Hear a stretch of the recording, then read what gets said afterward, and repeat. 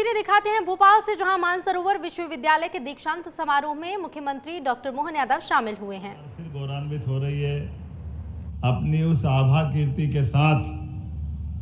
पहले तो विश्वविद्यालय का नाम ही इतना अच्छा है, मानसरोवर।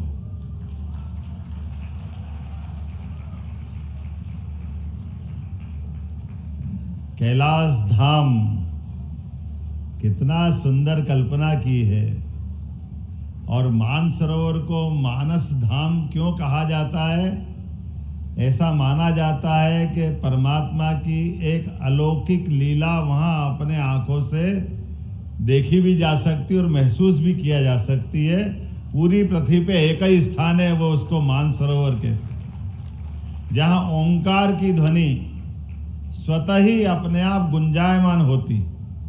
वो उसका कारण कोई जल में ढूंढते हैं, कोई वायुमंडल में ढूंढते हैं, कहाँ से होता कहाँ होता क्या है मालूम नहीं, लेकिन यह सत्य है कि साक्षात ईश्वर का जहाँ आपसे साक्षात्कार हो जाए वो स्थान मानसरोवर कहलाया जाता है इस पृथ्वी पर।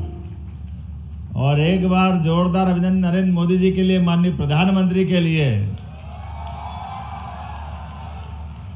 जिन्होंने हमारा वो गौरवशाली पक्ष को एक बार फिर सबके सामने लाए। काल के प्रवाह में मानसरोवर हमारे हाथ से थोड़ा सा छिटक गया था। चाइना वालों ने कहा कि ये हमारे रास्ते से जाएंगे, इतने परमिट देंगे, इतने नहीं देंगे, पता नहीं कितने झंझट लगाई। आज पहचान है वो एक ही प्रदेश और मध्य प्रदेश का दिल भोपाल, यह आनंद के साथ इस कार्यक्रम का साक्षी बन रहा है। मैं अपनी ओर से सभी सम्मानित, जिनको मानद उपाधियों से सम्मानित किया गया, अलग अलग क्षेत्र की बड़ी बड़ी हस्ती, परम पूज्य गुरु जी, आपका अपना भगवान श्री कृष्ण पर हमारे बहुत सुंदर पद्धति से आपने आध्यात्म की दुनिया से सबको जोड़ने का प्रयास किया। पूरे दुनिया में नाम है और आप कथा का विश्राम देकर केवल इस मंच पर सम्मान ग्रहण करने आए हैं और यहीं से वापस दुबई जाने वाले हैं। मैं आपको भी प्रणाम करता हूं, आपका भी अभिनंदन करता हूं। और कितना सुंदर संयोजन किया है। भगवान कृष्ण की 64 कला, 14 विद्या, 18 पुराण, 4 वेद, व्यक्ति कैसा निष्णात होता है। आपके मुखारविंद से वो सब हम सुनते हैं, लेकिन यहाँ तो ये सब कुछ रंगमंच की तरह अपना सारे रंगों का समुच्चय बना करके इंद्रधनुषी रंग के साथ आपने रंगारंग कर दिया है।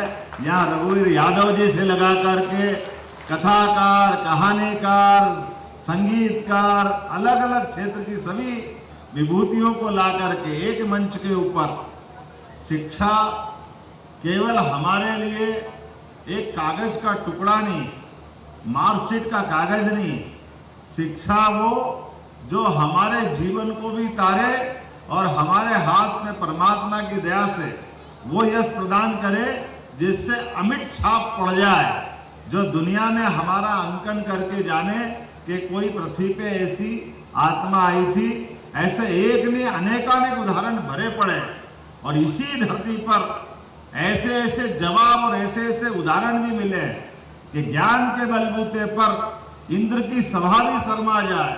पृथ्वी पे एक मौका ऐसा भी आया जो बुद्धिमानों की प्रतियोगिता हो रही और बुद्धिमान में अष्टावक्र जब आते हैं, 8 जगह से हड्डी टूटी फूटी और कोई व्यक्ति बुद्धिमत्ताओं की दृष्टि से अपना व्याख्यान देने के लिए जब मंच पे बढ़े तो स्वाभाविक रूप से जो शरीर सौंदर्य के रसिक होते हैं उनकी निगाह में तो लगेगा कि ये क्या हो रहा है। ये उसी प्रकार से है जो स्वामी विवेकानंद ने जवाब दिया था। अष्टावक्र जब हाथ पांव की हड्डी टूटे टूटे आते हैं तो अष्टावक्र ने अपनी बात रखी तो लोगों ने हंसी उड़ाते हुए कहा कि ये भी अपनी बात कहेंगे।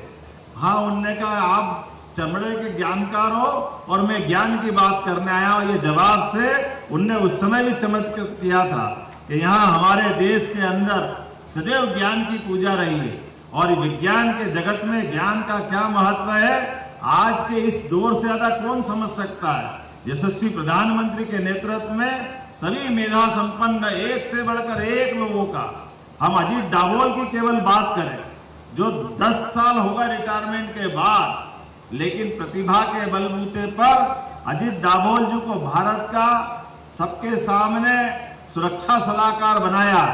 और सुरक्षा सलाहकार भारत का कैसा होना चाहिए, दुश्मन को उसके घर में जाकर मारने की हिम्मत दिलाने का काम अजीत डाभोल के माध्यम से माननीय मोदी जी की सरकार ने दुनिया के सामने उदाहरण पेश किया।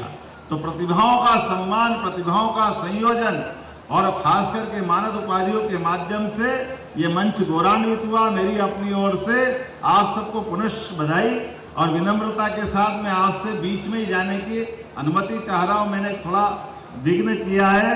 मैंने कहा हमारे शिक्षा मंत्री, हमारे लोकप्रिय विधायक जी, ये सारे लोग यहाँ मौजूद हैं और ये मेरा काम, थोड़ा आप मदद करेंगे इस भावना के साथ मैं आपसे विदा लेता हूँ।